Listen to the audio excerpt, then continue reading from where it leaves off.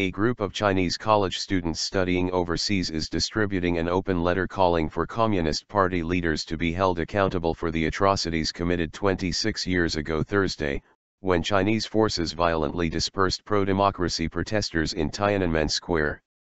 The letter, written by University of Georgia graduate student Gu Yi and co signed by 10 other students, is the latest attempt to challenge China's intense propaganda campaign surrounding the incident, during which hundreds and possibly even thousands of peaceful protesters were killed.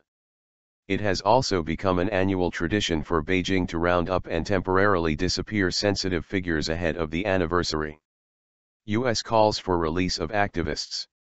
U.S. State Department spokesman John Kirby called on China to release activists detained on Tiananmen-related charges and to stop harassing those who want to commemorate the anniversary. The United States urges the Chinese government to uphold its international commitments to protect human rights and fundamental freedoms, Kirby said in a statement.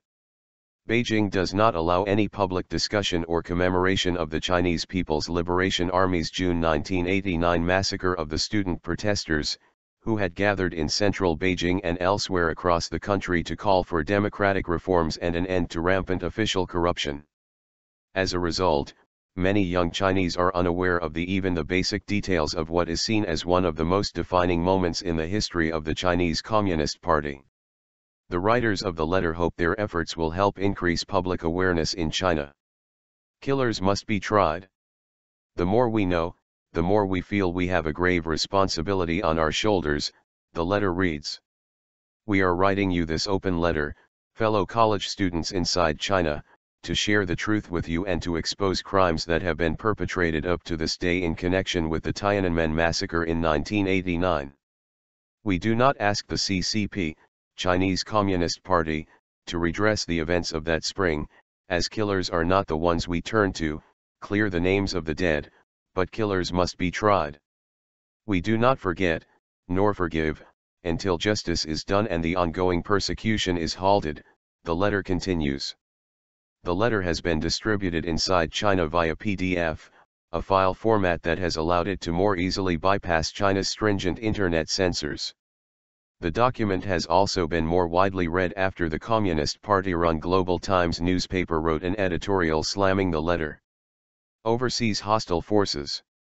The Global Times, whose editorials often reflect official opinions, slammed the students' extreme views on the Tiananmen incident.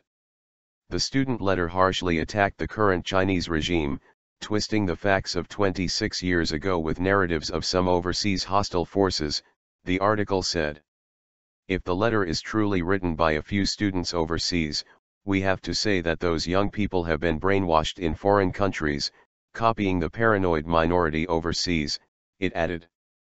Chinese censorship authorities later demanded that the Global Times article be removed from official online news portals, according to the China Digital Times website, presumably because it was having the opposite effect intended. Chinese leaders, when they mention the Tiananmen incident at all, usually attempt to justify the PLA's violent crackdown by highlighting the massive economic progress achieved by Communist Party leaders in the subsequent decades. Critical of party. A longtime advisor to former Prime Minister Zhao Ziyang this week challenged that argument. In an op-ed in the New York Times, Bao Tong said, "Many people long for the party leadership to voluntarily admit the injustice and illegality of the killings. This is also my hope," he said. But I am not optimistic, because so far there have not been many signs to suggest that this will happen. Bao also deplored what he called the top-to-bottom corruption of the Communist Party, which he said has allowed powerful officials and their family members to get rich at the expense of others. Beijing has launched an intensive campaign to weed out official corruption. But this will not be effective, Bao said, partly because independent citizens are treated as criminals if they expose corruption. Popular movements to combat corruption are, as they were in 1989, sternly repressed, he said. Bao was an aide to ex-Prime Minister Zhao, who took a more conciliatory approach toward the Tiananmen protesters and was subsequently ousted by late leader Deng Xiaoping.